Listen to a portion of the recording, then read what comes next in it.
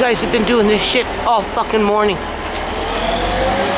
This is a war in Canada. Yeah, it's a fucking war. Are you listening to this? My house is so fucking grimy with this cement dust that they spew around. Oh yeah. Like why? Why? They cut down the tree just so they could do that stupid shit. Yeah. This has been going on for fucking hours. Hours! Go park somewhere else! Seriously, man! You guys are so fucking destructive! And another one just rolled in. Like, how many times a week do they do this shit? Like, it's fucking bullcrap. Look, you're parking right in front of my house. Like, go away! Fucking go away! What's the date today? December 11th? You guys are so fucking destructive, man. Like 1, 2, 3, right in front of my house. All the time, right in front of my fucking house. Why don't you go park down there? Like, it's bullshit. Bullshit. So many fucking... It's so gritty in my house because of this stupid crap.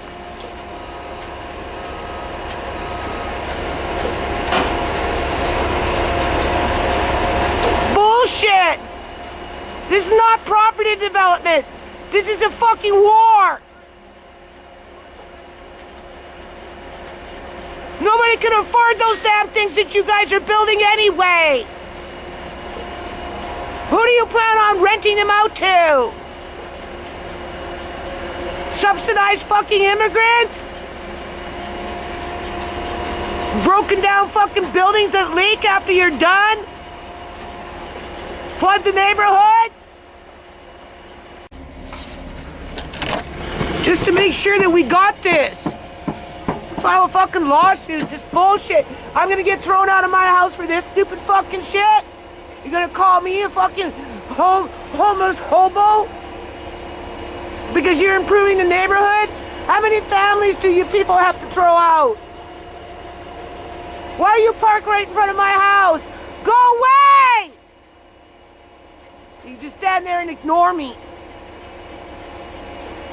They've been doing this for hours. It's 8:30 in the morning. They've been doing this for 2 fucking hours. Okay, November 5th, we're gonna go through an old video from 2021. Not my video, but it discusses robots. In the last U.S. presidential election, Andrew Yang, a former CEO, ran on the platform of Universal Basic Income, or UBI, among other things.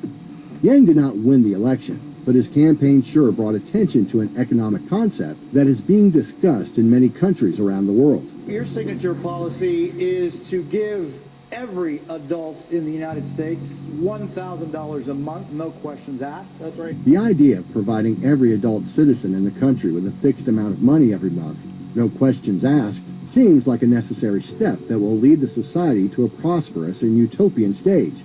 But there are others who think that this will lead to more government control, unwillingness to work amongst the population, and a totalitarian communist state. Elon Musk. Okay, so 2021,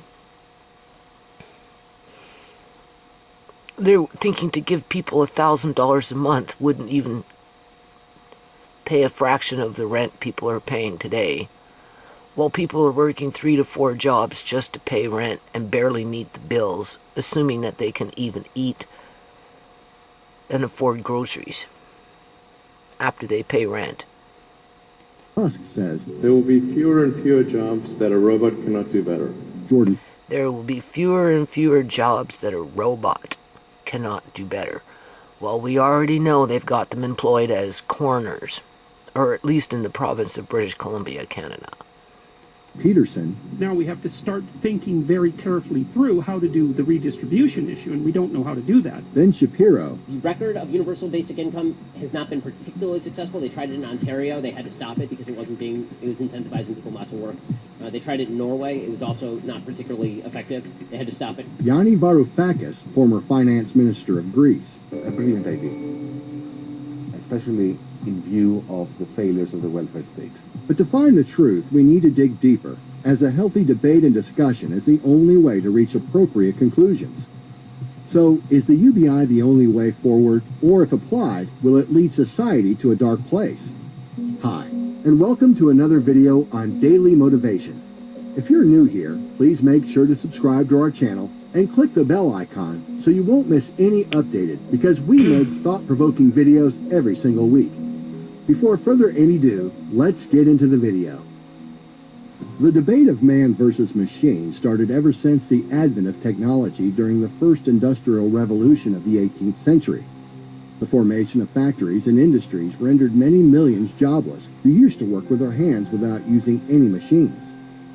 Since then, we've seen many steady changes in job markets, but in the mid-20th century, with the innovation and widespread usage of computers, the changes in the workforce have been so rapid that many weren't able to keep up. In the present day, we are witnessing the fourth industrial revolution, with artificial intelligence being the driving force in the radical modifications in the labor market. And this time, the revolution is so rapid and advanced that it will not leave any chance for many in the workforce to even try to learn what the machines can do, because the whole reason for the introduction of artificial intelligence in labor-intensive work is to reduce and eliminate the human workers, the time consumed by them, Wow. and the chance of human error. The rise of robots has led to some pretty scary warnings about the future of work. The robots will be able to do everything better than us. A recent study found up to 670,000 U.S. jobs were lost to robots between 1990 and 2007, and that number is likely to go up. A widely cited study from 2013 found nearly half of all jobs in the U.S. are in danger of being automated over the next 20 years. From delivery to truck and cab driving to cashier at checkout counters, these are some of the jobs that are replaced. Some. They're not talking about politicians being replaced. They're not talking about coroners being employed as a robot with the shadow account, as if a robot would need to get paid to sign death certificates falsely, that is, Or will be to cover up murder and illegal organ harvesting, that is. Because why else would you need a robot to put a signature down on a death certificate other than to falsify the information so that you can commit crime and not get caught? completely replaced by AI in the coming future. If you look at the backdrop, we automated away. So we're being led to believe that they're just going to take over serving jobs in restaurants, driving trucks, delivering packages, just meaningless, just average Joe jobs, being a janitor, stuff like that. Nothing of importance, right? Never would they use a robot to replace a politician, right? Or to employ as a public servant, right? In terms of a coroner. 4 million Or maybe police. manufacturing jobs in Michigan, Ohio, Pennsylvania, Wisconsin, Missouri, and those communities have never recovered. Where if you look at the numbers, half of the workers left the workforce and never worked again, and then half of that group filed for disability. Now, what happened to the manufacturing workers is now going to happen to the truck drivers, retail workers, call centers, fast food workers, and on through the... But aren't they bringing in robots, these companies, to save money? So why would they want to take that money that they saved and give it to all the people that aren't working and are on disability or unemployment or whatever? They wouldn't, right? the economy as we evolve and technology marginalizes the labor of more and more Americans. The wheel of technology, once starts to turn, is unstoppable, and the concerns of potentially half the workforce losing their jobs in coming decades are becoming real. These concerns have given momentum to the concept of a universal basic income for all adult citizens of a state. But this is not a new concept. Ever since the first industrial revolution, philosophers, thinkers, and leaders have been concerned about labor rights, and many movements have led to changes in labor laws historically. Many countries, like Saudi Arabia, have programs similar to UBI called the Citizens Account Programs to control growing poverty rates. Even Alaska in the U.S. has a similar plan called... But you see, that's the thing, though. They're not trying to control poverty rates. They're trying to make people desensitized and bring in the idea that it's normal to be impoverished and that you should expect to be impoverished and not fight against it and just accept it and learn to live with it, right?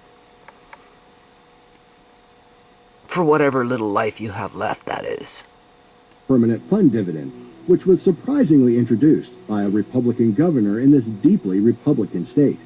Even the people you think would be staunch opponents of the idea of UBI could be seen admitting that it might be an inevitable reality at one point. I'm not averse to the idea of UBI in a future where legitimately 50% of the population can't work because they've all been automated out of existence and all of this. But along with the positive changes in labor laws, when the Industrial Revolution changed the workforce, there are precedents in history that scare many from trusting government control of wealth distribution to people without work. Redistribution is the end game, but that's a toxic concept for half of the country right now. Even if we ignore the implication that a UBI program will convert a country like the U.S. into a welfare state, especially on top of all the welfare programs that currently exist, there is a much practical and immediate question. Will UBI... Hey, Vinny, where'd you get that shirt? A sticker bill. What do you think I got? I don't know. Oh, boy. ...exist, there is a much practical and immediate question. Will UBI lead people to not work at all? After all, if you're getting a check in your account every month, what is then the motivation to find a job at all?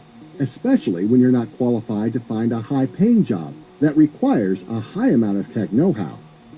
Then there is the argument that historically, whenever a seismic change in the workforce industry occurs after a lull period, humans catch up with the tech and create multitudes of new avenues that didn't exist before. What about the argument that the economy seems to be doing pretty well, that every time there's a technological change historically, there's been worker displacement, that there will be people left behind because that's just the nature of creative destruction, but that new jobs will be created in ways that we can't foresee right now? What makes you think that this time is sort of the cataclysm?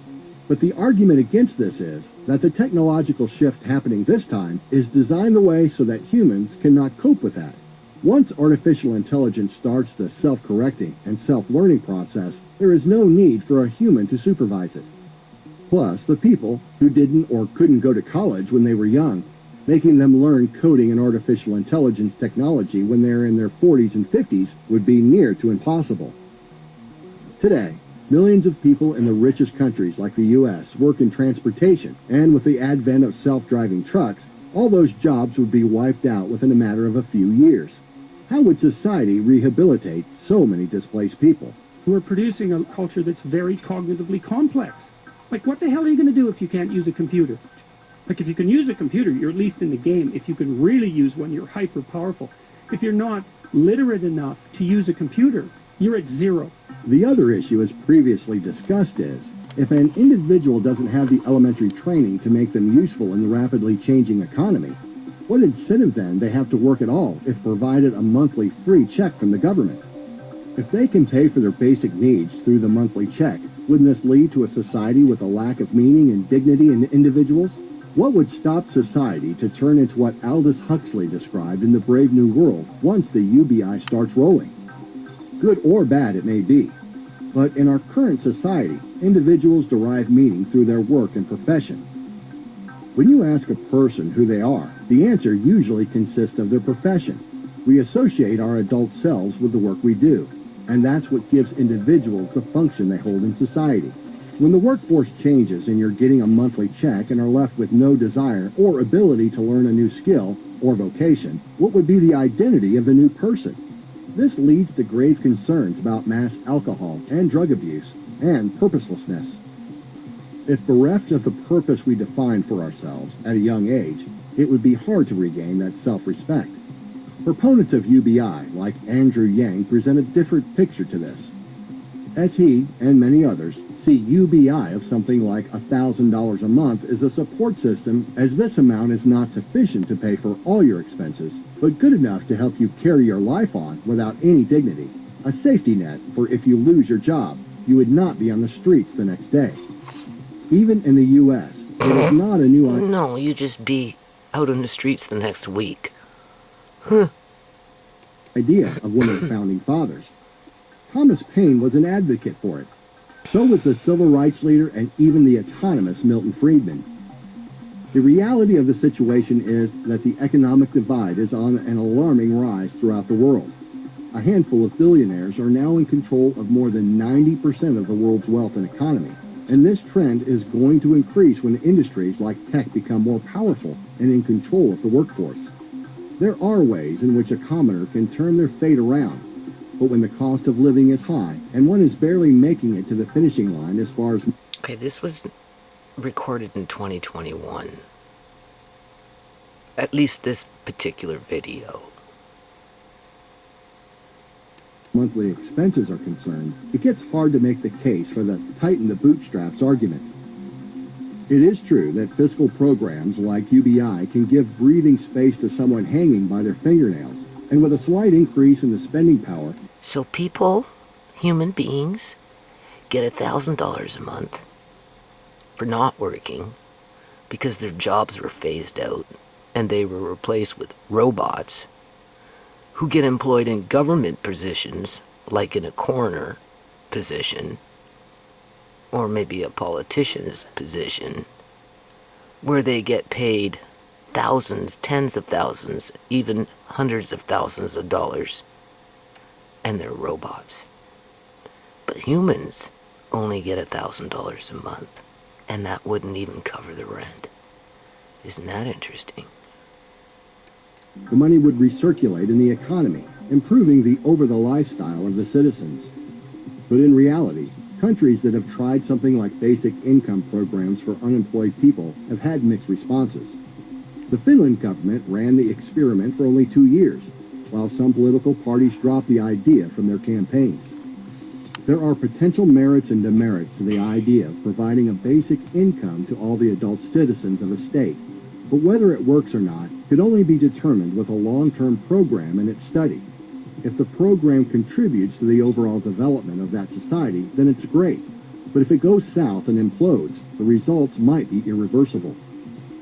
With the rise of AI and automated jobs, many people have come around the idea of UBI being a viable option for saving people from slipping through the cracks.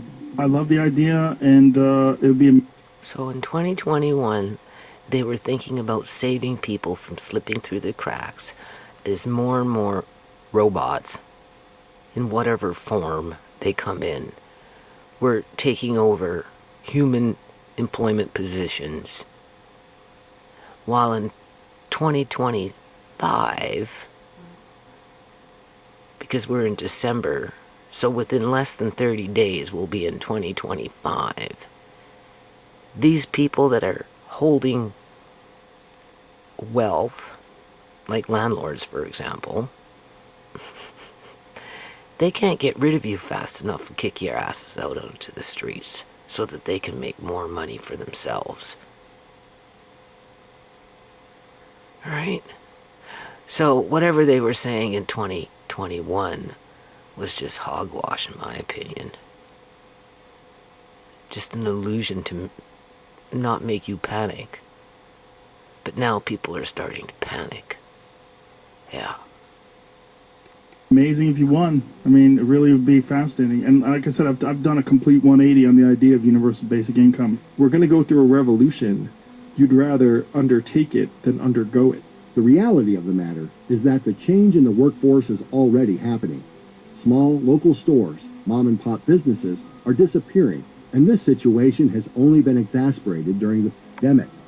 There have been changes in technology before, none to the scale and magnitude of the takeover of the AI. And the... Oh, did you see? Do you see? Do you see? but they're not going to make them look all the same.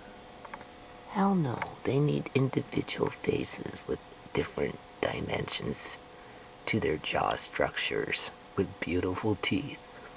I'm just saying. The potential of devastation it holds is insurmountable. It would be foolish to think that society can survive this change without any action, but is a basic income plan the solution? Only time will tell. These are not things that I think that I wish would happen. These are... Well, we already know what's being told in terms of the numbers of people going homeless has increased exponentially. The number of people dying from fentanyl, as it's being listed by fake coroners as suicide or accident, condoned by corrupt policing departments, is on the rise. Right? I mean, it kind of speaks for itself, don't you think? But simply things that I think probably will happen. If my assessment is correct and they probably will happen, then we need to say, what are we going to do about it? And I think some kind of a universal basic income is going to be necessary. The output of goods and services will be... Well, that's what they give to the people out on the streets. A minimal, bare-bone welfare check that is meant for food. Not for housing, because they're homeless. So they don't get the housing shelter part of it. But they'll get, you know, a small pittance of a food voucher of sorts, whether it's food stamps in the States with a tad bit of spending money, or whether it's just a simple little teeny-weeny welfare check. Either or, they're all homeless, right? Strung out on drugs to keep them passive and have them snatched up when they die to recycle the body parts. This is a charade, what we're looking at here. Yeah. Be extremely high. So with automation, there will come abundance. What do you think? Comment down below. Well, you know what I think. Okay, so it is, what is it, December 10th of 2024. I'm kind of annoyed, obviously worn out here, feel unloved and definitely unappreciated. But besides that point, okay, so what we're going to do here is something a little different in terms of, I'm really going to make an effort to,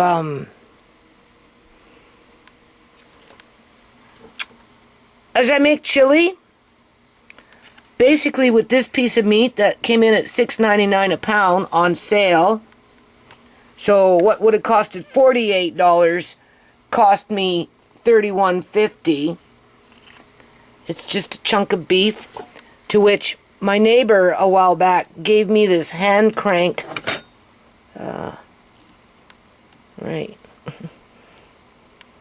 Grinder. It's bigger than my other hand crank, so I thought I'd try it out. Because for this little bit a little amount of meat, it's not worth bringing out my old school meat grinder. Okay. I'm just going to try out this, because basically what I want to do is I want to grind up the meat. I'm going to roll them up into little balls, season them, maybe some garlic, just basic seasoning, salt, whatever. Make them into little balls, and I'm going to put them in my convection oven, and I'm just going to cook them, okay? And then after that, you'll see what I'm going to do. Now, Andre didn't know why. Hold on a minute. Okay, so Andre didn't know why I bought the corn, because usually when he eats chili, he's not familiar with corn in it. But I told him, you know, we're trying to make it where, one, there's a higher calorie count, to which that's where the calorie counts come, is from the corn and from the beef. Hold on a minute. Okay, so what's going on? Is that recording? Oh, wrong glasses. Anyway, this video is just to reinforce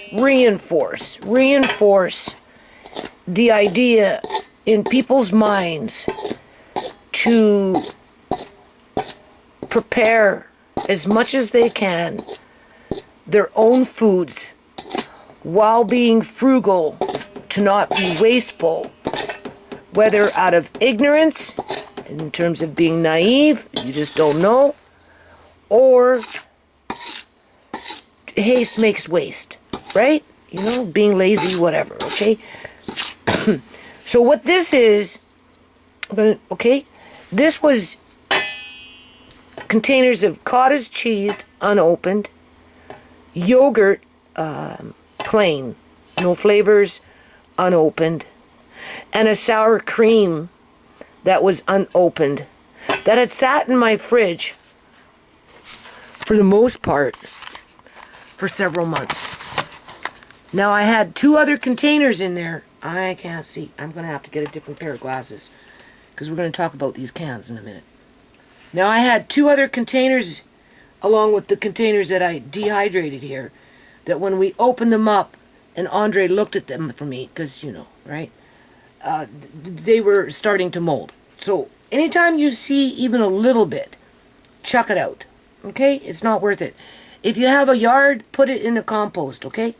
I'm just saying.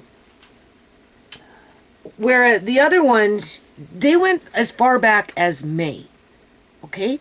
And we're in December. I remember reading it because I'm like, May, I wonder if it's molded. Probably not, because the lid is on it, like the silver seal, right? No guarantees. You don't know until you open it up, right? Now, cottage cheese, you have to be careful. So when we opened up the cottage cheese, I said, Andre, do you see any mold on top? He said, no. I said, yeah, but cottage cheese, mold, can travel through cottage cheese. We already did that with a video where I actually ate some. I said, I forgot. I didn't see it on top. And then when I went and did whatever and scooped up and put it in my mouth, that's when I tasted it because I didn't see it. And then I seen it. So with cottage cheese, you have to be careful because even though you don't see any on the top, doesn't mean that it didn't start to mold on the inside. So I had Andre stir everything around and look, and it was fine. All right. I think I even tasted it, and it was okay, right? It wasn't quote unquote bad, right? And it was old, people. And then the sour cream, mold, if it's going to grow, will grow on top of the surface of the container, maybe under the lid, or just on the surface of the sour cream itself. It's not going to travel through because it's too dense. Hold on a minute. Okay, so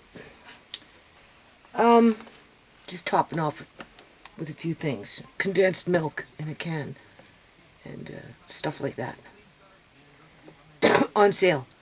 That's another way. You Andre, turn that down. I told you I'm moody, but I have to do this. This meat needs to be dealt with today. So, okay, so what were we talking about? So yeah, sour cream is too dense, so the mold isn't going to travel through, right? Chances of that happening are almost nil to none. Same thing like with the cream cheeses and stuff like that, as well as the yogurt. If there's going to be any mold growth, you're going to see it on top. So basically what I did, and I know they went as far back as May, in terms of best before date. 2 containers didn't make it, so they went into the compost, okay? And then between the yogurt, it was plain, and it was an unusual brand. It kind of went in more towards a sour cream, because you could smell it, right? Where the sour cream kind of smelled like sour cream, okay? And the cottage cheese wasn't bad, but it was aged, if that makes sense. So between the cottage cheese, the yogurt, and the sour cream, if I had to say any one of them was starting to turn in terms of going bad, it probably, well, it would have been, not probably, I would say it was one of the yogurts. I think I did 2 yogurts or 1 yogurt. Anyway, but it wasn't bad per se, as I decided to mix them all up together after the fact of them being dehydrated. to offset the sour cream taste that was more predominant through the yogurt. To be not wasteful, I probably saved myself $30, $30 to $35 in terms of if I would have thrown them all out. That's how much I would have thrown out, including the 2 that I already threw out, which were taller containers. Now, you're probably thinking, well, why did she do that? Well, because what happens is I buy these things, some of them go downstairs into Auntie Shemai's fridge, and, we go in cycles. We'll be eating cottage cheese for quite a while, and things get pushed to the back and forgotten about, or they get forgotten about downstairs. And just remind me, Andre, in the next few days to bring up anything that's downstairs so I can go through them, right? So either or, I buy them on sale or whatever. The point is you don't have to throw them out. That is the point, people. Because most people be like, oh, the due date is in May of this year. We're in December. How could that possibly still be good? Well, as long as there's no mold. Mold is your biggest enemy when it comes to that kind of stuff, right? Because this stuff is already, quote-unquote, pasteurized, right? So any pathogens that would have been there were destroyed through the processing of it, through the pasteurization of it, okay? And as long as it's not being disturbed, for the most part, in terms of once you take off that silver part and you introduce air into the product, that's where you're going to speed up the process of decomposition, like anything else, right? Air oxidizes, spoils things, right? Okay.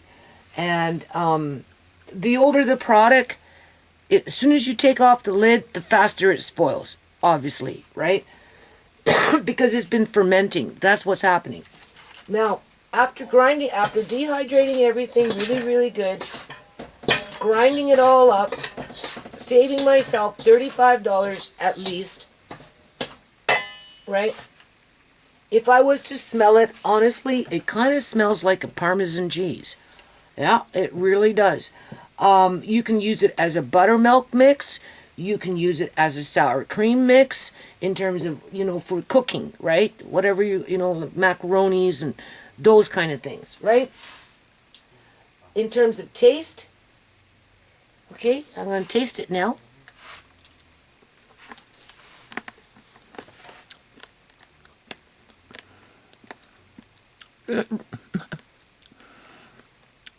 It's very mild with a slight tinge of sourness to it, as if it was a sour cream.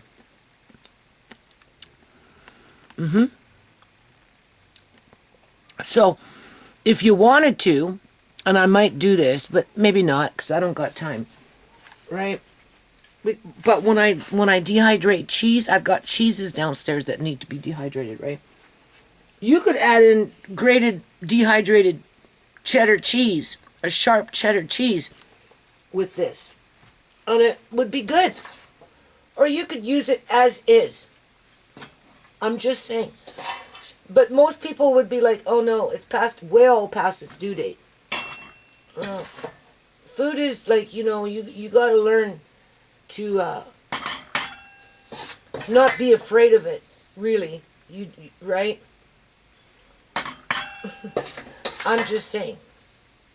So, you could make this with stroganoff. Isn't that what they use sour cream with? Stroganoff? Beef stroganoff? And because you'll be cooking it after you rehydrate it and mixing it in with your gravy, you'd be, if you were afraid, you'd be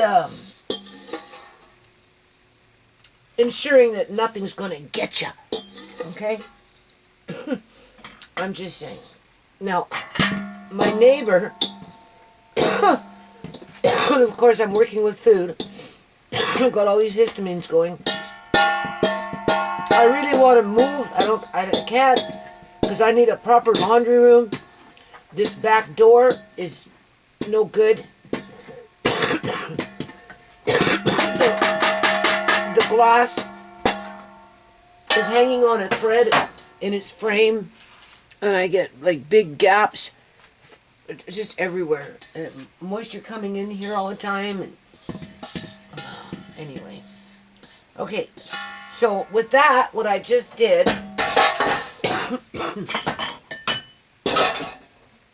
I don't know where the lid is. I'll have to find the lid. And I'm putting it in a, look at that. I'm putting it, that's almost a full jar. I'm putting it in a Cheese Whiz jar. And when so that you know it's cheese, because you can recognize it by the shape of the jar. Cheese Whiz, dehydrated yogurt, cottage cheese, and sour cream all mixed into one. Right? It's perfectly fine. And my neighbor, she told me she's clearing out more in her freezer, and she's going to be giving me frozen cottage cheese and a big block of cheese and whatever, so I will dehydrate that and continue to do this. So, if you think about it, I bought it in May, basically, May, June, for the most part, and my neighbor's giving me some free. I mean, what did it cost me? Just my time.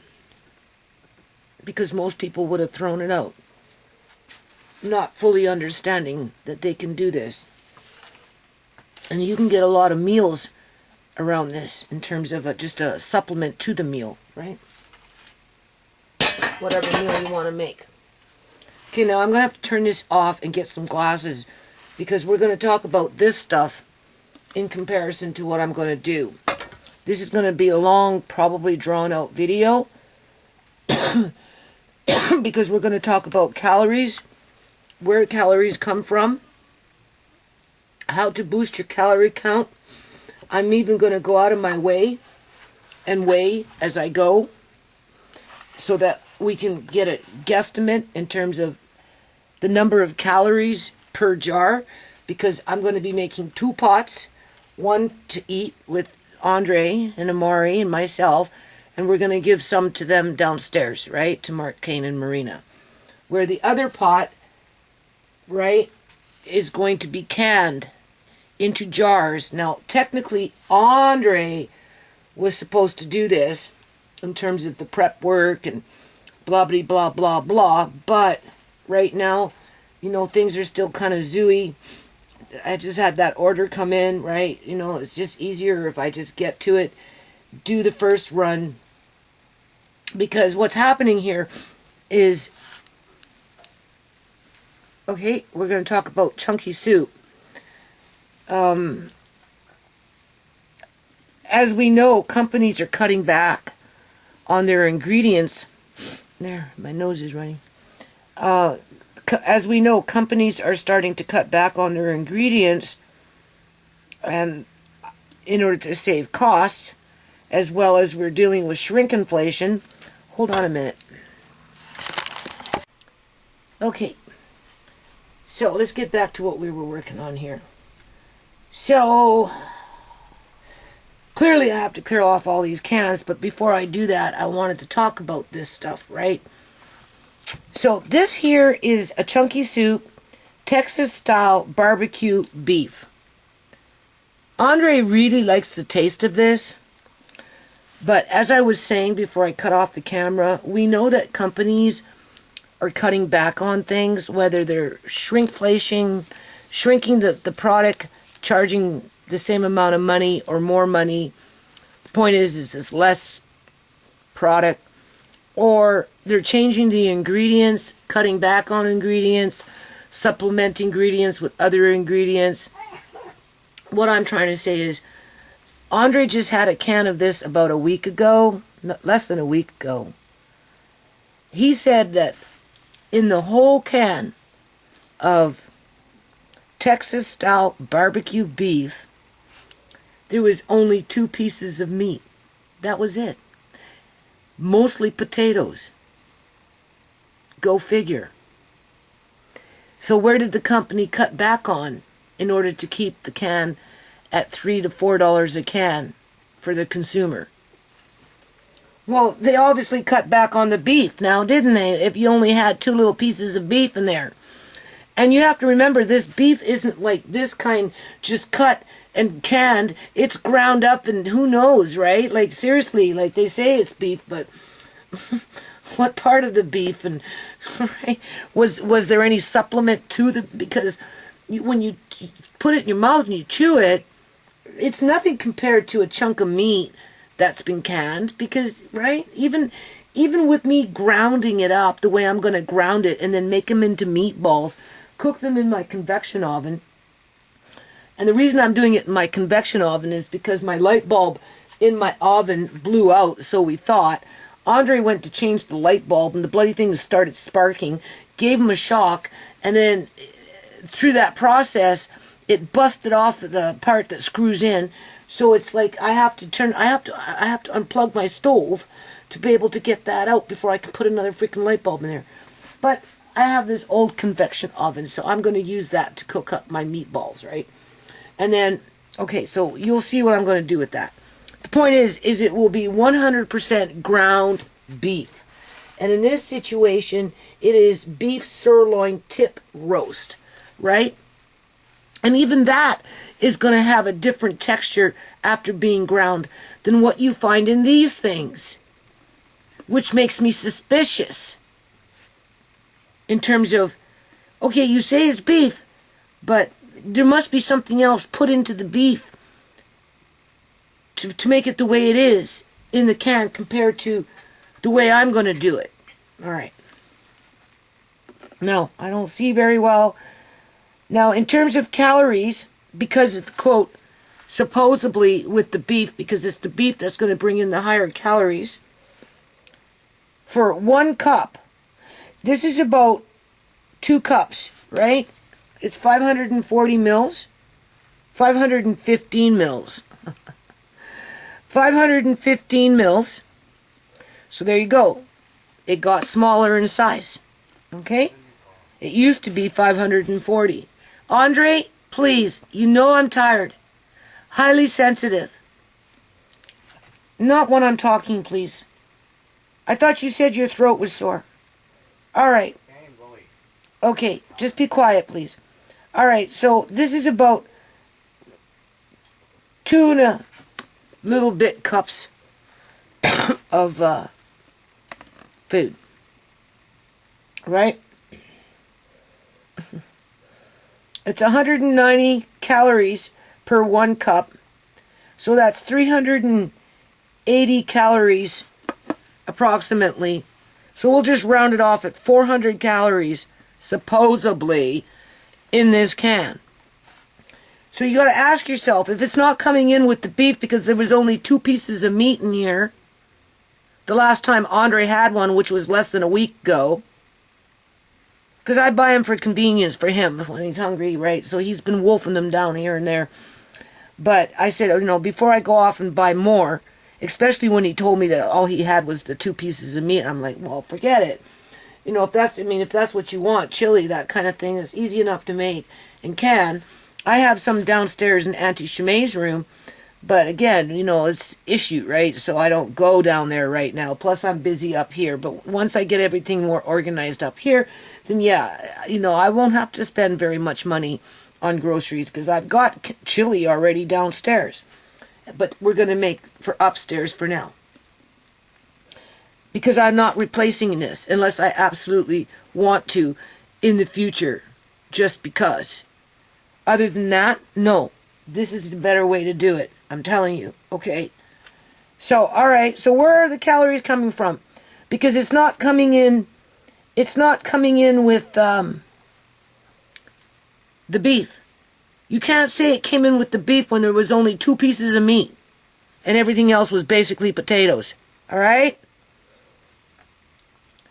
Mouth-watering pieces of lean, seasoned beef. It is misleading. You are buying the label. It says beef. You see beef, you buy. If it said crap, you wouldn't buy it. If it said 2 pieces of meat in the can, you wouldn't buy it. People have been opening up their cans and they're like 3/4 full. Okay? Some are even half full. They're finding that there's more sauce than product, whatever that product is.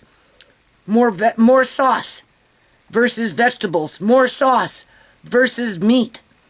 This is the perfect example. Although on the can, they're selling you words, right?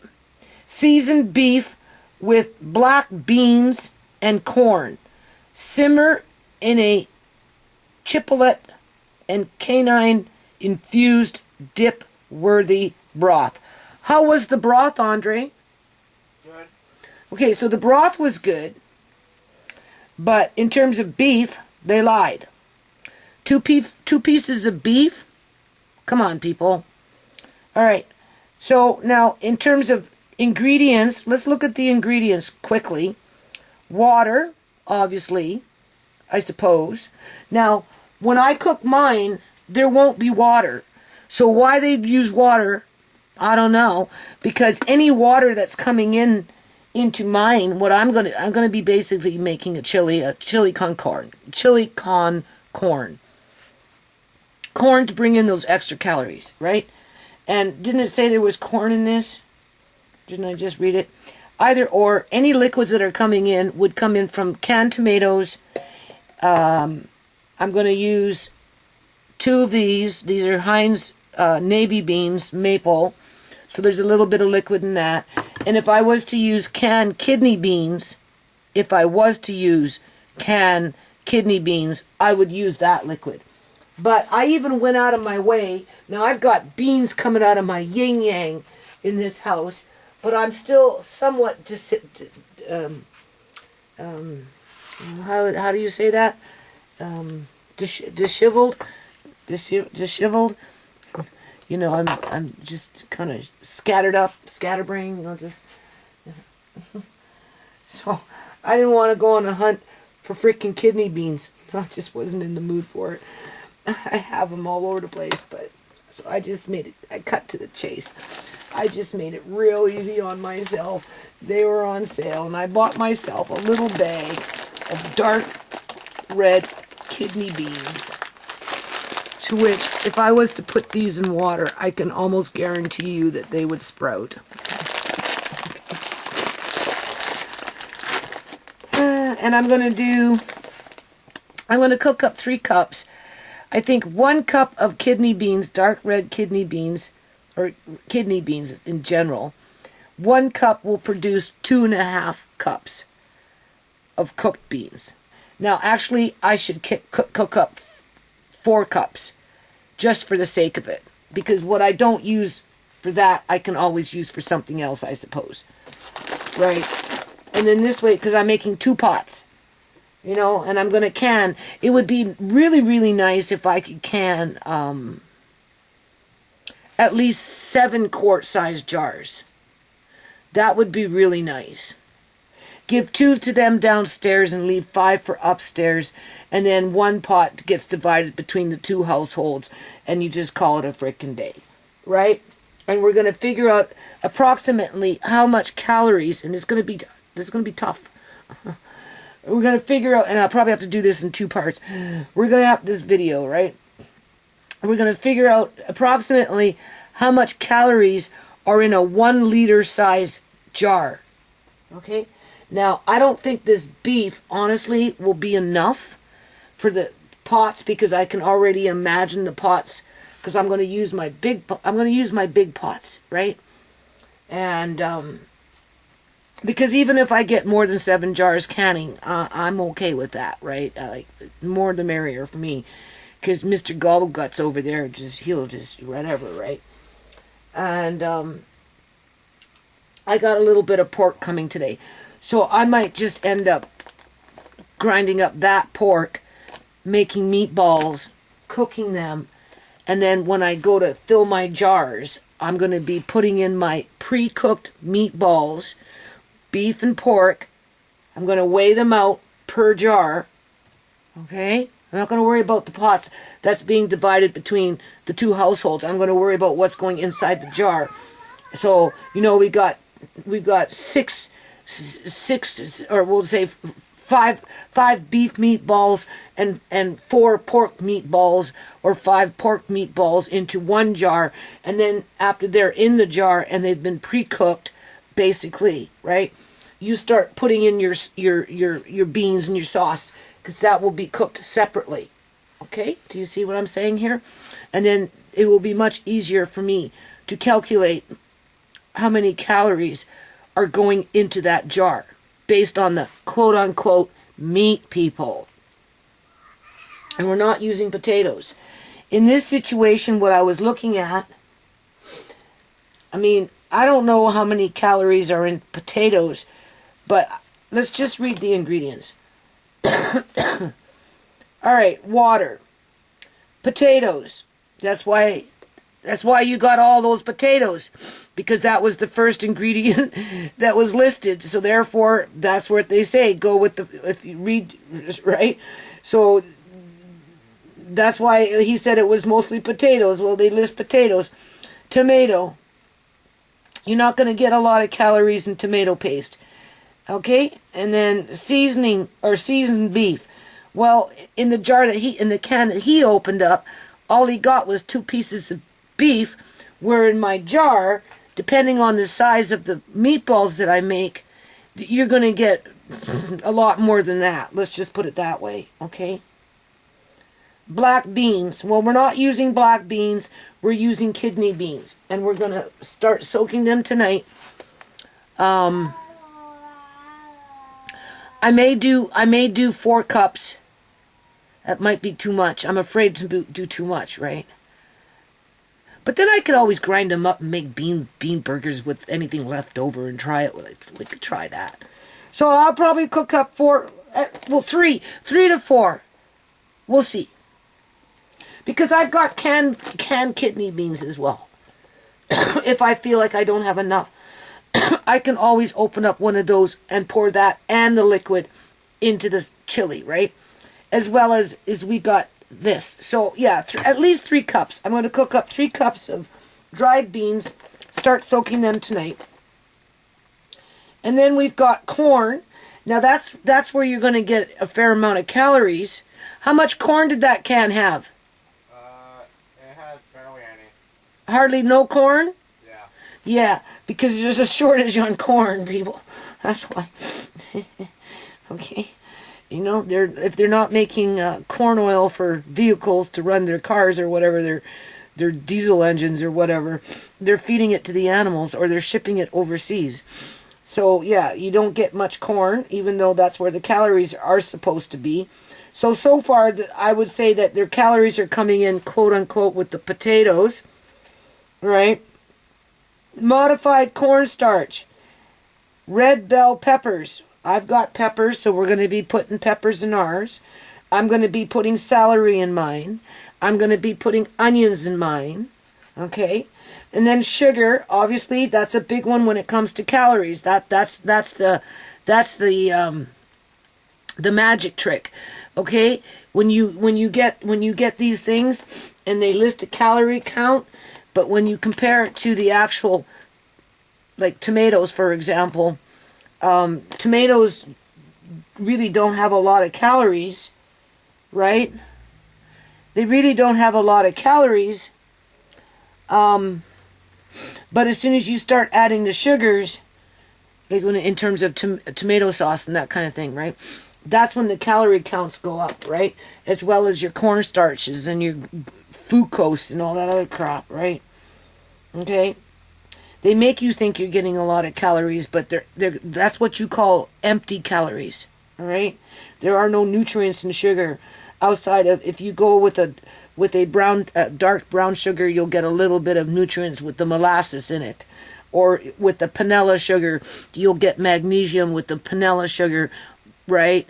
And then maple sugar, that's, it's a hit and miss. There's a little more in there compared to white sugar. Okay, and then we've got dried onions, vegetable oil, corn, canola, and or soya bean. So that's where your calories are coming in from, is the potato, the oils, and the sugar, okay? Worcestershire sauce, okay? And then vinegar, no molasses, okay? Corn syrup. I've been buying white corn syrup in bulk because we're going to end up making our own candy.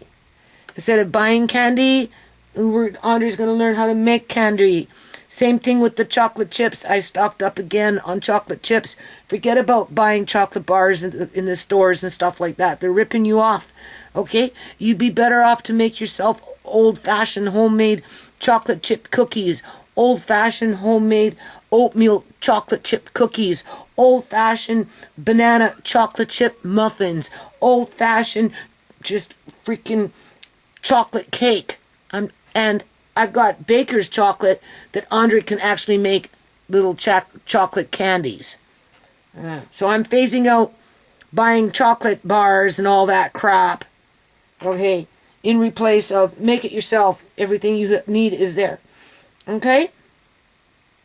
And then corn syrup, okay, so there's a little bit calorie count in there, but apparently corn syrup isn't necessarily quote-unquote good for you because they bring it to a high temperature and then it switches over the molecules that if you eat it too much, like a fructose or corn syrup or whatever, right? But when you're making candies and stuff like that, you kind of need that, right? So I'm not going to sweat it. But, you know, I mean, when you're eating like this is where your calories are coming in from, right? And then water again, salt, garlic powder, sugar, again, spices,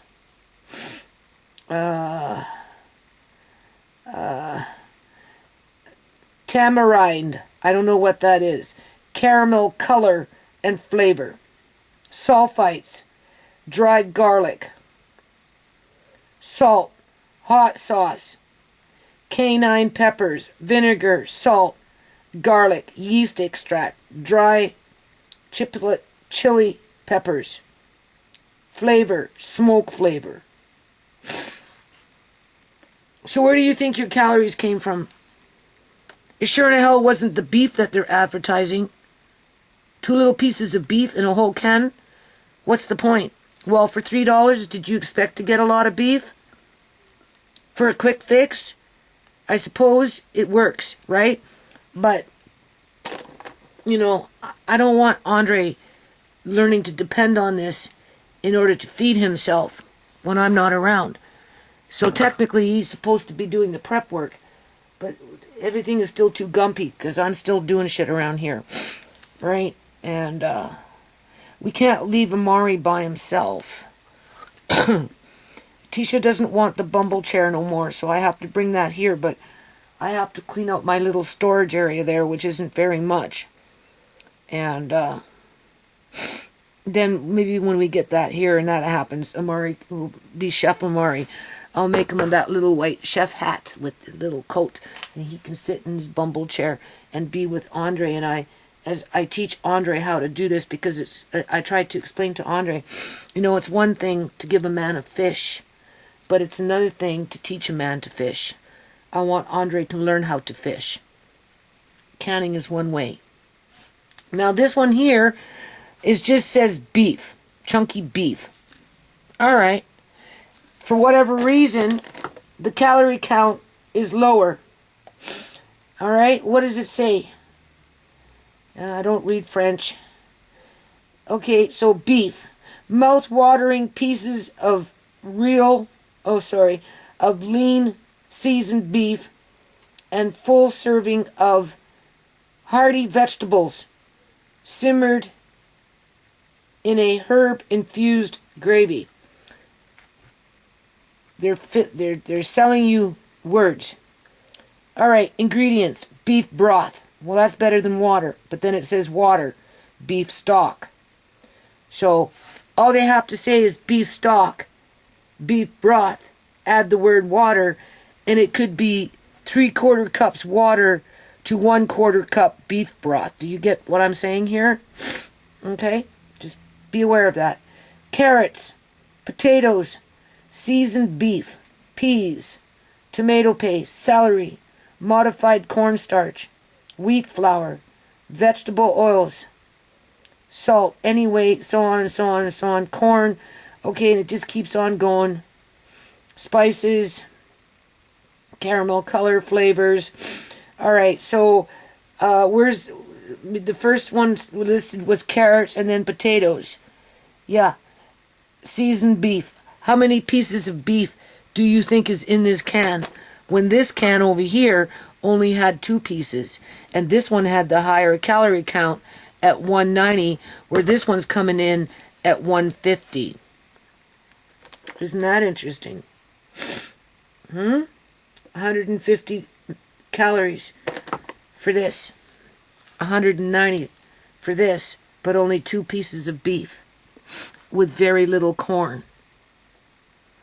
Potatoes only give you so many calories, but sugar can give you a lot. Corn oils and whatever oils, soy oils and all that obviously give you a lot, right? Like when I buy sardines in a can or kipper snacks in a can, I like to go with the ones with the oil, the soy oil, because it adds an extra, I don't remember what it is exactly, 40 or 50 calories per can versus just being canned in water. That's how much oil can add in with calories in a small little teeny weeny can of, what is that called? Kipper snacks or sardines. I buy both. I buy sardines, kipper snacks in water and in soya oil. I don't really like sunflower oil, so I tend to stay away from sunflower oil. And a year, 8 months ago, about 8 months ago, when I started doing my sardine craze, you could get cracked lemon pepper sardines, kipper snacks. There was something else that you could get, and you can't get them anymore. You can only get the water or the soy oil, and once in a while, depending on the brand, you might find something with sunflower oil. Okay. And then, now, with mine, whatever I cook, there won't be no oils. The only fat that's going to come from the whole product is whatever cooks off from the beef after I grind it and put it, cook it, and then whatever is cooked is just going to cool, go in a bowl, put it in the fridge, and then as I'm going between my jars, I'm just going to take fat and all, anything greasy that's floating on top or whatever, it's going in between the jars. I will distribute it evenly. That won't go to waste because that's beef fat. That's completely different than soya oil. I'm just saying. Different nutrient count, right? Okay, now this one, I like this brand for a quick fix, beef. I haven't had it for quite a while. It's very tasty. It's a smaller can. You can see that. What, 398 mils or something like that? Oh, 410 grams. Okay, so currently they're at 410 grams. They're about $3 a can. They're quite tasty. The beef has been processed to one to one degree or another. Right, they're not just cut into chunks and cooked up that way. They've been, grounded up and whatever and pressed together. And so, I take it with a grain of salt as to how pure that beef is, considering that it's been processed. But besides that point, this I enjoy when I get it. Ingredients: water. Formed meat. Yeah, formed. They formed it. They pre-processed it, right? Beef. Water. So more water. Salt. Monosodium glutamate. I'm pretty sure I have some of that up there. Potatoes. Big ticket item. Right? Now, with these cans, it is a hit and miss because when I was eating them, I would find, sometimes I'm tired. Andre will go and open me a can, bring it to me. I was finding that some meals per can at a time had more meat where other ones didn't, right? So it's a systemic problem with these companies in terms of one can may have 5 pieces of meat, where the other can might only have 2, where another can might have 7. I'm just saying, right? Where with my jars that are going to be canned, they're basically going to be even Steven, because I want to narrow down a general idea of how many calories are in that quart size 1 liter jar. And we can thank Amari for that. Because if Amari would never have came into my world, I don't think I'd be so anal about calories like I am today.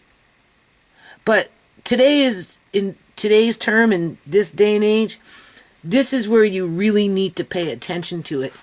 Because with the way just things are going within the economy and da-da-da-da-da-da, people can't afford food, blah, blah, blah, blah. This is where you need to hone in on where can you get those high nutrient, high vitamin valued calories from foods that you can utilize and create things that, here's that lid, that,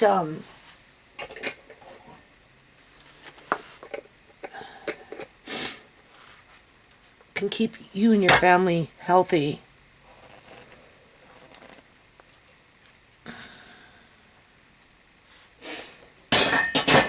Okay, so let's just see what the calorie count on this one. So for 410 grams, it says it's 360 calories. Whoops. Okay. And in terms of the ingredients, it was potato, carrots, peas, modified cornstarch, sugar, glucose, fructose. There's your calories, right? Cornstarch, obviously, maybe not so much calories there, a little bit, I suppose. Enriched wheat flour, that's where you're going to get more calories. Monosodium glutamate, caramel, flavoring, preparation.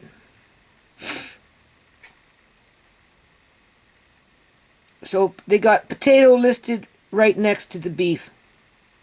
So that's where your calories are coming from. A little bit of beef, potatoes, and sugars.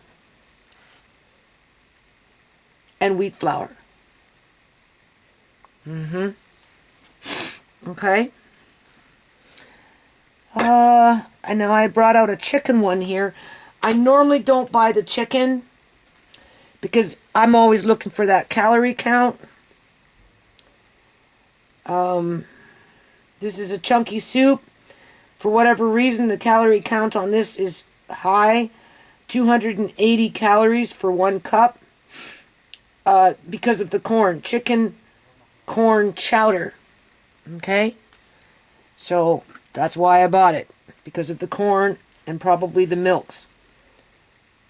Chicken broth, water, chicken stock, corn, potatoes, seasoned chicken, carrots, vegetable oil, corn, canola, and or soya bean. That's where your calories are coming from. 1 tablespoon of oil in a can of a kipper snack will jump up the calorie count. And you know what? When I turn off the camera, I'll go get a can of kipper snack with water and a can of kipper snack with soy oil, and I'll read to you the calorie count, and you will see exactly how much a tablespoon of oil will increase the calorie count in that can. Could be very deceiving. I'm just saying. Not including the sugars. Wheat flour. Obviously a little more calories there. Chicken fat. Okay. Cornstarch, wheat flour, chicken fat, salt, dried onions, soya protein, concentrate, whatever that is, yeast extract, hydrolyzed wheat gluten, bacon, spices, beta-carotene, flavor. So, for a quick fix, that's good. In terms of calorie count, it doesn't seem too polluted with preservatives and that kind of stuff for the most part, outside of your standard stuff. Your standard stuff. Right? So we've done that one. Right. Oh, I can't see. I'm so going to be moving so slow. And then because I'm working on Amari's system here with his foods, which he's really enjoying and loving himself. Oh yeah. I have the problem with chunky soups, most of them don't have very much flavor. That's why I prefer this one. This one actually kind of tastes like a beef stew, but these other ones maybe not so much. Andre's going with the Texas barbecue because it has a bit more flavor in it. But with this chili here, that will be really good. And I mean, we could always do our own Texas barbecue chili, freaking whatever, at a later date. And yes, I could use black beans if I wanted to, because I've got tons of those in this house. So, with this is mango sliced mango, right? Because I was in here dragging out these cans. 1, to talk and show you, and 2, to use some of them for what I'm going to be doing here. I decided to bring this out because I got lots of those, and I'm going to put it in those little glass bowls with the lids on them, and that will be for Amari for the most part, or maybe smoothies, depending on if I can clear off my counter, which isn't happening anytime soon. Because you know you need a spot for your blender, and I'm too busy for that right now. Now, I don't know. I bought these things before. I've never opened a can. So I thought I'll open it and see what it tastes like. And then maybe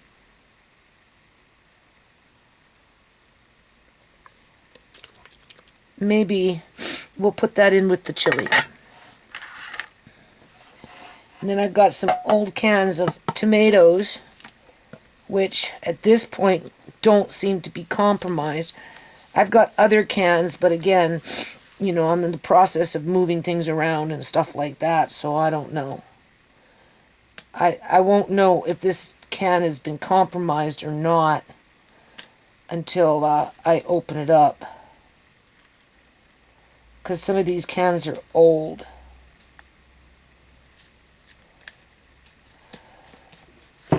And then, of course, we're going to do some just for the flavor and the extra calories. Here's another can of tomatoes. Plus, I bought fresh tomatoes. So we already talked about the beef chunky soup. And then, of course, tomato. Okay, so now what I'm going to do is I'm going to put this off to the side. Yeah, here's another can of... Here's an old can that I bought, oh, I don't know, quite a long time ago for $1. It was already on discount. So hopefully these will be fine, tomatoes. So, you know, open them up if they look okay, right? They seem to smell okay.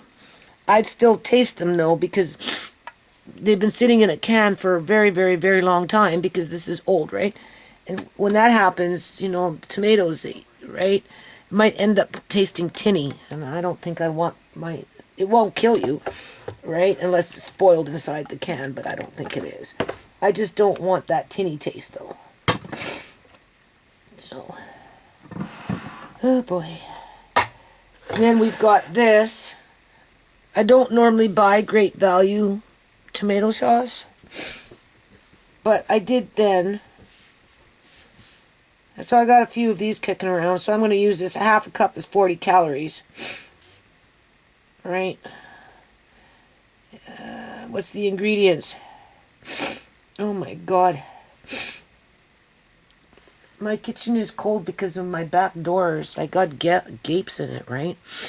Around the window and shit. I have to take gray tape, and it doesn't sit proper on the frame, and coming in through underneath the frame, the cold air and the moisture, and it's just tomato paste, water, salt, garlic powder, onion powder, paprika, and citric acid.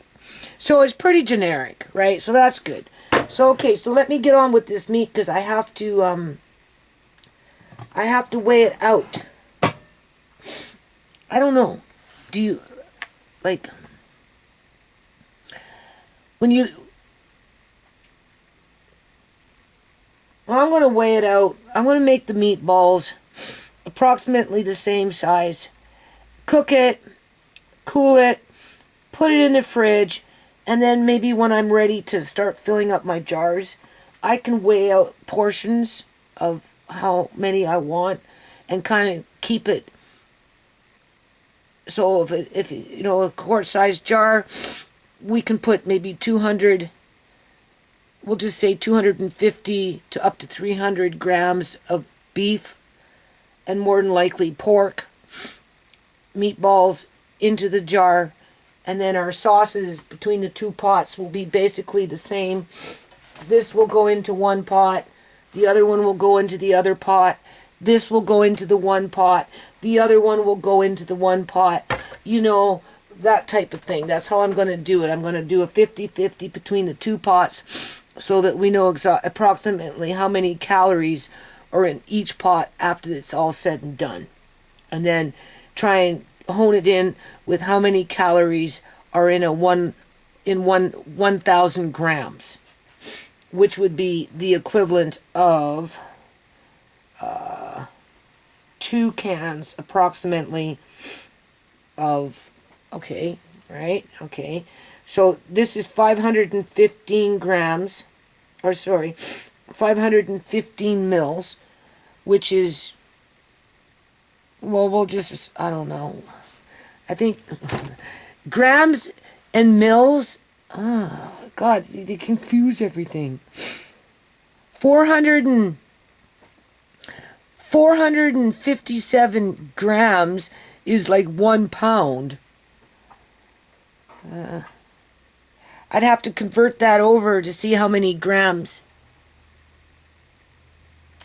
550 mil equal to. So I got my work cut out for me. Okay, I think I know why my neighbor gave this to me.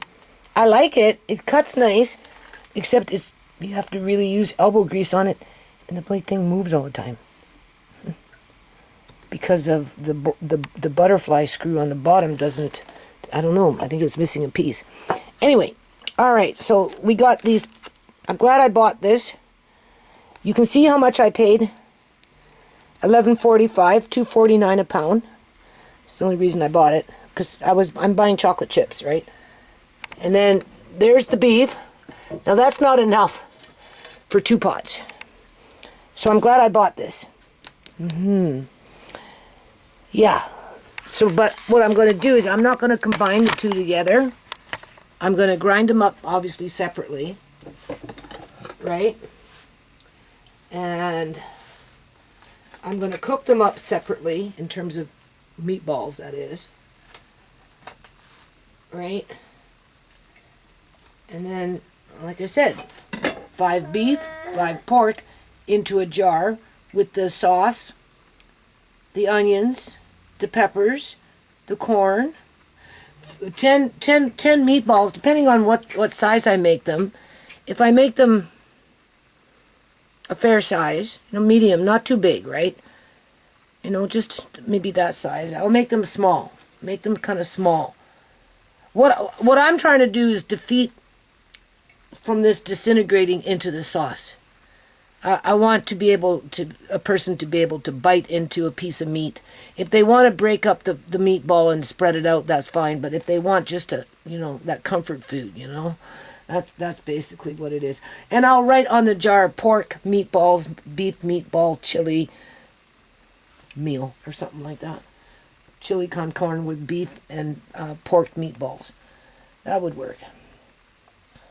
But this is, I liked it. I was going to give this one to Tisha, but I don't think so. I know Tisha, she'd have no patience for it. But I've got smaller ones that don't dance when you're trying to use it, so I'll give her a smaller one. I'll keep this one because, you know, I have a bit more patience, right? So, I mean, what else is a blind woman supposed to do but to establish more patience? You know, you just gotta have patience for this shit. Serious. I think that's one of the biggest lessons going blind. Be patient. Don't push yourself. Just pace yourself and brace yourself and be patient. You'll get through it. Me. I'm exercising my left hand. I don't ever recall a hand crank having to... Maybe I think this was made for a left-handed person or something. I don't remember ever having to use a... I thought everything goes clockwise. Well, I suppose. Yeah, it does, but you have to hold it. You have to hold the bloody thing with your right hand so it doesn't move around too much, because there's something stripped here. So anyway, as I'm doing this, I'm thinking, right, like, I made an attempt again to find a family doctor, right, because I can't get my disability form filled out until I have a family doctor do it, or a nurse practitioner, but I don't know how to get a hold of one of those. Anyway, I got on the phone 2 days ago. I swear, people, they're giving people the runaround. Yeah, because when did I do that? What was it? A year ago? Right? I tried to phone around trying to get a doctor, put an application in, and then the guy was a Russian doctor or something, and he didn't want us. He didn't want me and the kids. Like, whatever. Like, these doctors, I don't know, they look at your application, you have to fill out, you know, whatever. They look it over and they decide whether they want to do a meet and greet first. What the fuck, right? And then, anyway, he never went through. Okay, so, like, you know, Anyway, 2 days ago, because I haven't seen a doctor since December 20th of 2020, on the day Dr. Vasinski told me to take him to court, because he refused to let me have my daughter's medical files and was annoyed with me that I was filling out the application through Freedom of Information to get them. And he told me I wasn't going to get them. Take him to court. Okay, I haven't been to a doctor for over 4 years, except for the eye specialist. All right. I start phoning around. I phoned up a homeless shelter first, asking how I can connect with a nurse practitioner, because it's, you know, I put myself on a waiting list for a family doctor through the province of whatever hotline they have. Never got no phone calls on that within the year. All right. So I phoned up a homeless shelter saying, is there any way you guys could help me with my disability form in terms of, like, maybe having access to a nurse practitioner, because I have, like, eye specialists, right? But they're not quote-unquote nurse practitioners or family doctors. Okay. And so anyway, I don't know. She gave me a bunch of information. She told me to contact this place. I did. They can't help me. She told me to go to urgent care up by the Surrey Memorial Hospital, and I'll at least connect with a doctor there. But phone first. So I phoned, and that's just for urgent care, which is like emergency kind of a situation. So I can't go there, and they don't want me to go there, right? And then they gave me a different number to call, so I called it, and the woman gave me 5 clinics that have family doctors that may or may not be taking doctors to phone them. I ended up phoning them, and then after I was done doing that, I realized that a year ago it was basically the 5 same clinics with the same old okie dokie. One clinic up by 148 and 108 out there, said that they had a family doctor that was taking patients, but he wouldn't take me because he's a new doctor and wouldn't know what to do and didn't want to deal with my disability papers. And I'm like, you gotta be kidding me. Oh, well, I'll see, you know, if we can somehow maybe get another doctor to see you, I'll phone you back. Well, she never phoned me back. And the one woman that gave me all those clinics that I got from the urgent care or whoever the hell I phoned, because I was phoning, I'm pretty sure people was the same person that I was talking to last year who gave me the other clinics to call. And I'm like, is this deja vu? Am I in the Matrix? As if I know what the Matrix is. You know, am I dealing with AI on the phone? And because it's the same crap that I went through last year. Like they're just giving you the runaround. To go to a walk-in clinic, you have to be out there at 5:30, 6 o'clock in the morning to stand in line with a whole bunch of other people to wait for that clinic to open up, I think at like 8:30 or something like that. Outside, you have to stand outside and you have to get out there at like 5:30, 6 in the morning. Get in line. And when you're standing there, you wait, right, until about 8:30 in the morning when they open the doors, and they only take the first 14 people. That's it. Everybody else has to go away. Right? Because they already have people going in, I guess, booked with appointments throughout the day. So they effectively shut down the walk-in clinics. That's what they've done. The same one with the one on 128. You have to get out there at 5, 6 o'clock in the morning and stand in line and hope that you get in. Yeah, or you get in at 8:30 and then you book an appointment to come back at 2. If you're lucky to get in. Can you believe that? So this is being done on purpose.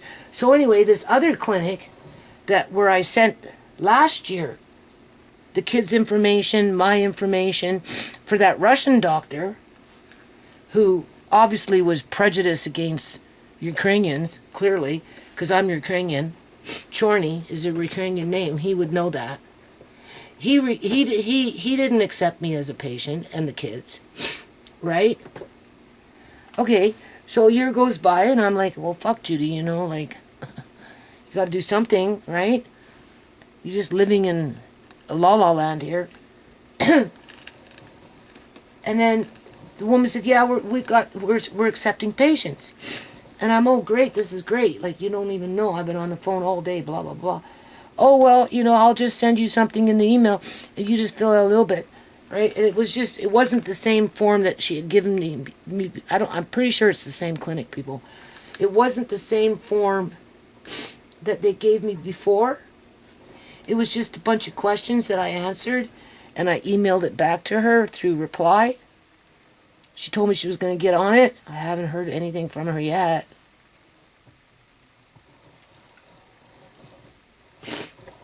I don't think it's going to happen. And if it doesn't happen, you know, because you phone and you ask, well, what happened? Oh, well, you know, the doctor has a whole bunch of applications in front of him, and he picks and chooses who he wants to see as a patient based on what little information he has when you submitted your application. Yeah. Huh.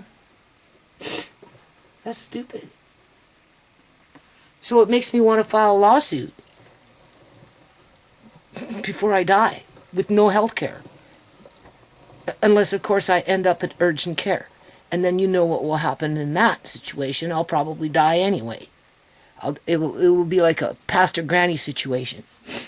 You know, strong as an ox, doing all the things that she was doing, and then up and died, right? Had a little stroke or something, like a little, right?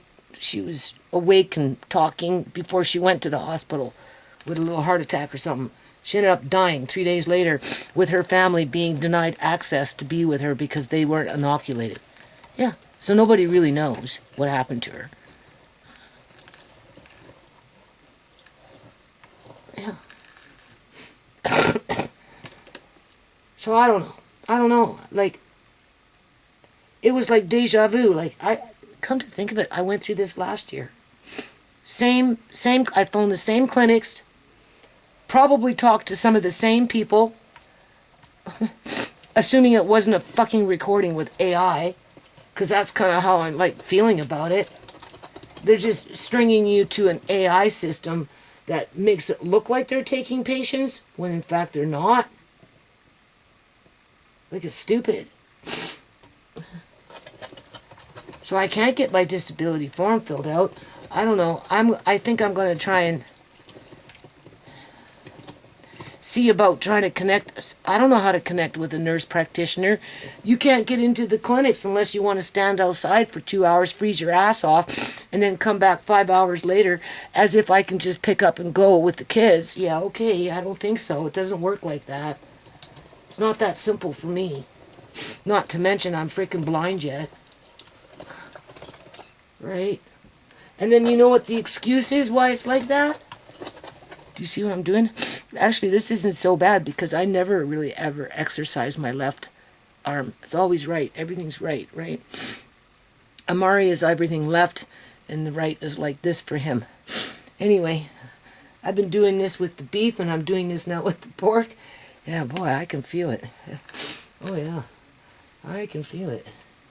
And I'm like, well, it's not so bad. At least it gets me, right, working my heart. Definitely working my left arm, where I normally wouldn't otherwise. So, I don't know. I don't know what to do. Like, I'm going to phone up. It's been a couple of days. I don't want to bother them, but I also don't want to, you know, like, if they fucking reject me, like, seriously, if they reject me with the kids, and I find out it's the same fucking clinic, right, because I know how to find out, trust me, and they deny me 2 times, why are you denying me? Why? Because I'm disabled and I'm on welfare, and you can't bill full dollar amount for my visit. Like, if my disability form, for example, needs to be filled out, they won't get as much money as if I was working for a corporation and on disability. With a private health care, they'd get more money. That's why last time I went and seen my family doctor, well, Dr. Visinski, and wanted him to fill out my disability form for the second time, because clearly the first time wasn't good enough, right? And he wasn't there to correct it when the government only gave me 1 week to do something about it, and Visinski was gone for 3 weeks.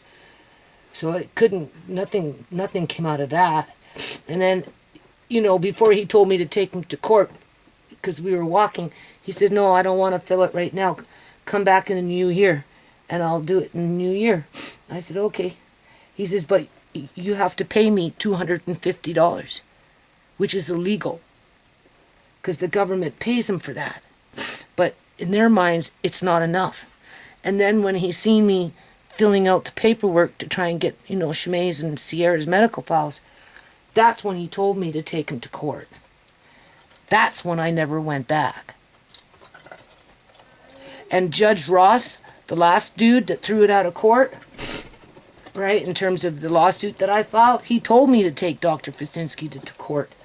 Take the doctor to court, but, you know, you're up against that slush fund, right? You know, they have private insurance.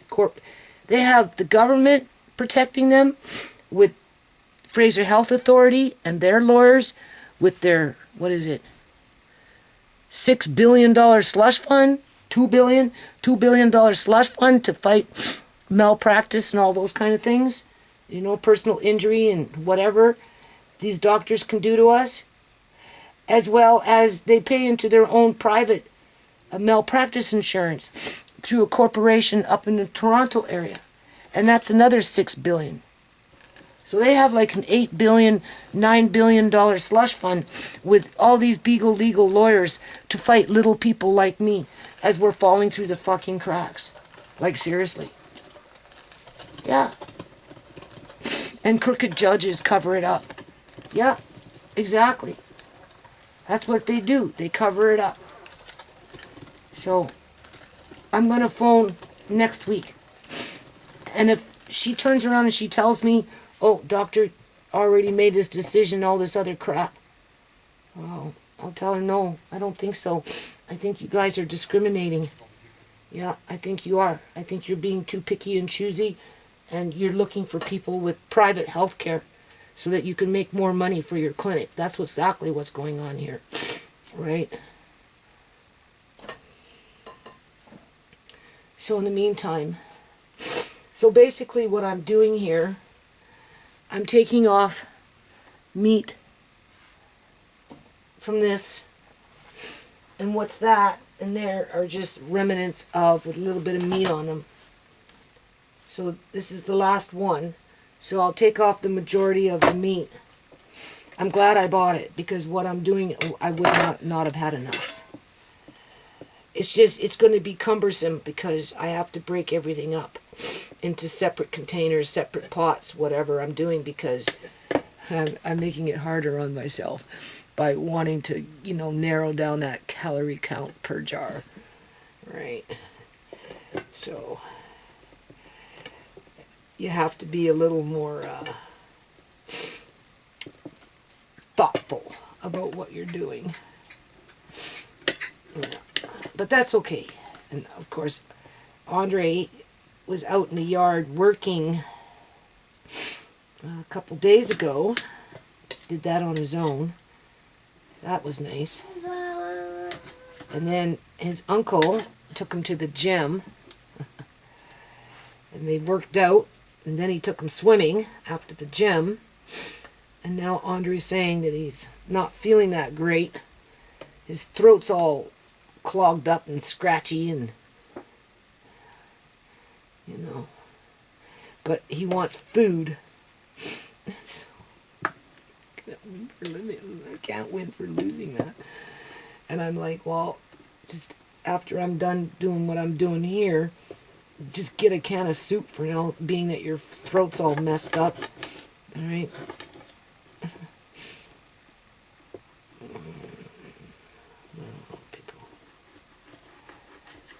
So, I just wanted to mention that. Yeah, deja vu. After I was done with those people, pretty much went through the same thing, got the same referrals, had the same result, and then got dumped. Tossed out onto the streets by fucking haughty doctors that don't even come from this country, looking to make money off of private health care. Yeah. Because clearly I'm not a threat.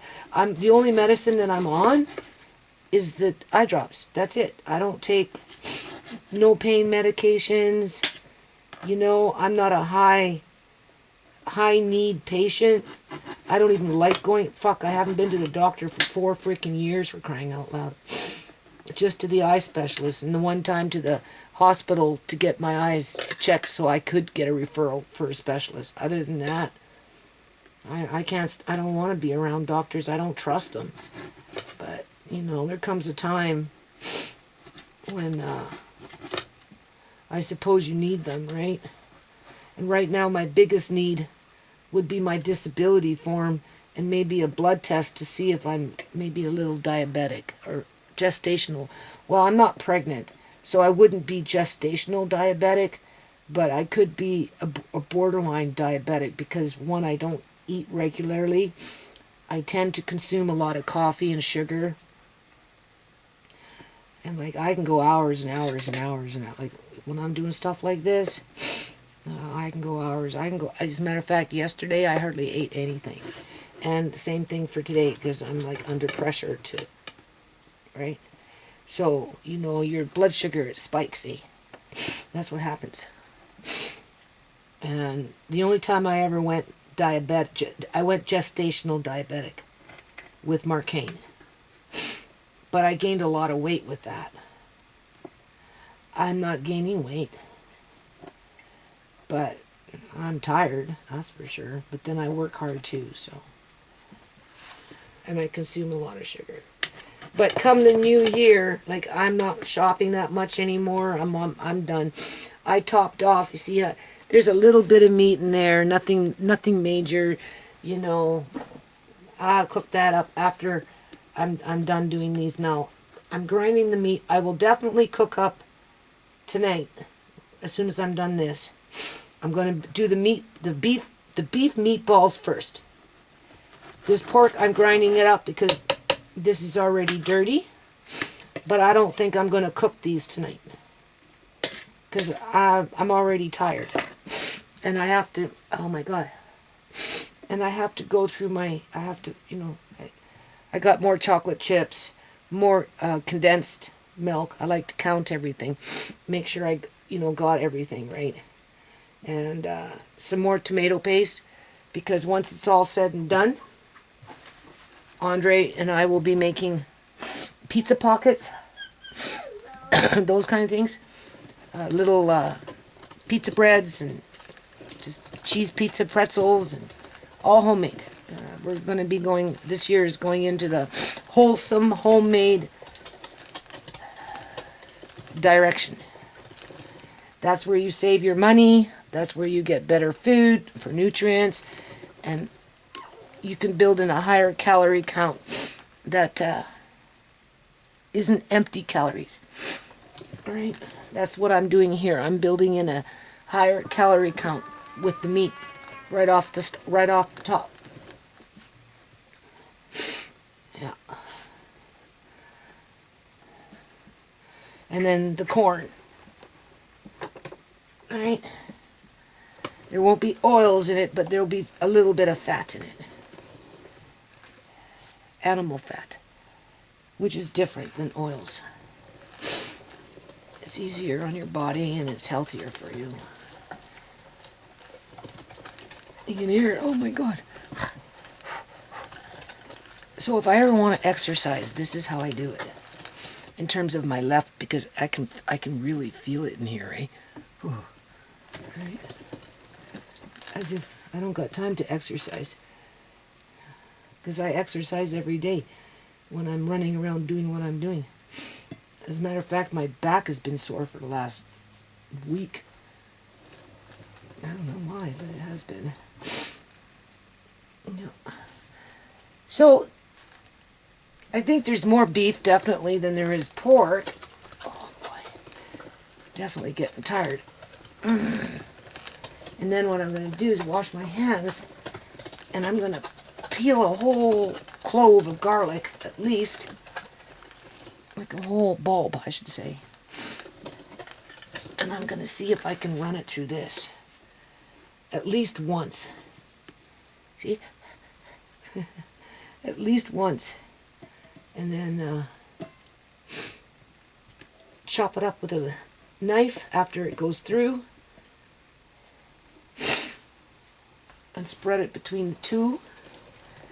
My seasoning salt that I really like is in my bedroom. I thought I had some over there, but I don't. And I can't get in my room right now because of fabric that's in front of my door. Oh, joy. So, I'm pulling out other jars. Look how nice and dark this one is. Look at that. That's what we used to be able to buy out here. Can't find them no more. So I had to order those other ones from Amazon. Oh my God, my nose is running. From Amazon.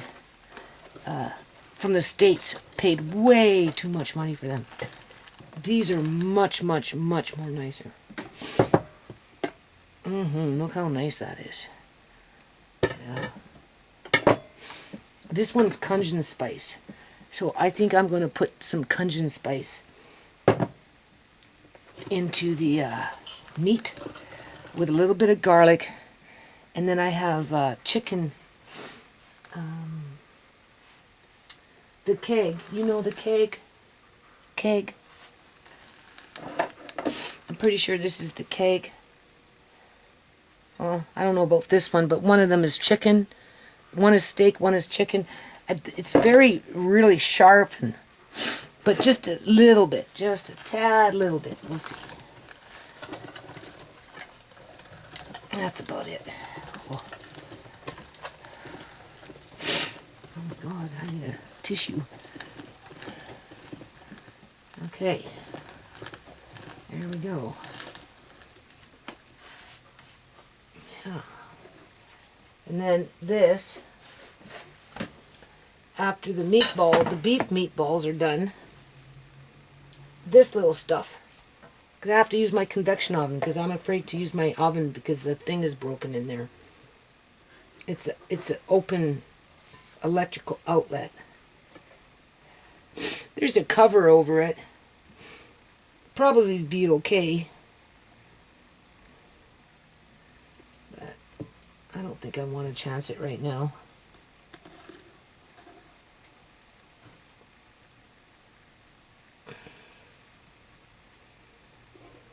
It's not very much. Unless I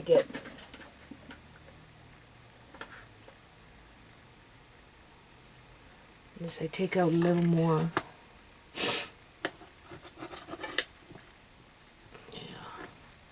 It's the first time I'm doing it this way, so. See, I'll gnaw on that. I have no problem. I'll eat that right down to the bone, and we'll even eat some of the bone. Suck all the juices out of it. Not Andre, though. He doesn't like that. I do.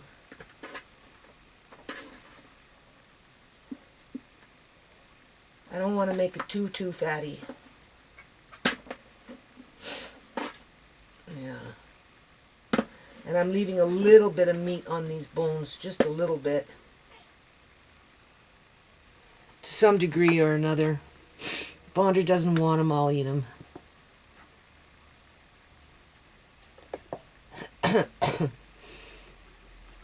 You can't use a filler on this, right?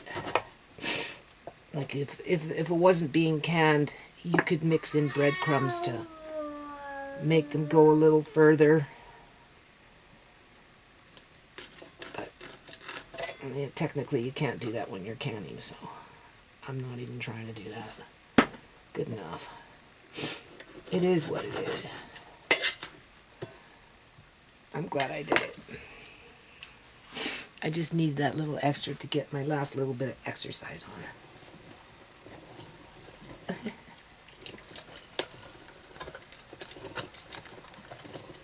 I like the size of the grind on it. It only came with one bit. It's just, there's something wrong with the butterfly screw. I think a piece fell off it. Where it's supposed to go underneath the wood because it's just moving around too much. It's not stable.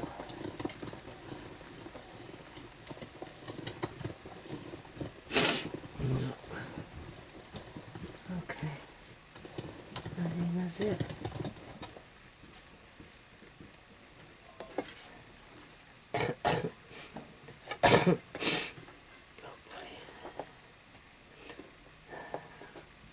Andre said he wanted to do it. I said, yeah, I know, I wanted you to do it too. But we need to bring Amari in here and there's whatever. Okay. Oh boy.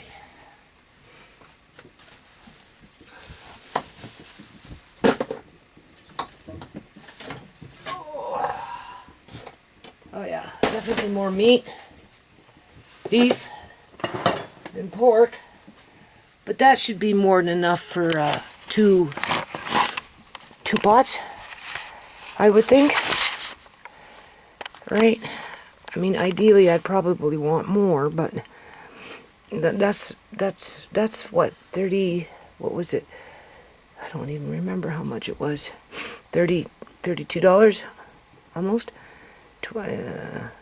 Almost $12, right? So 40, 32, 12, $44. Boy, oh boy.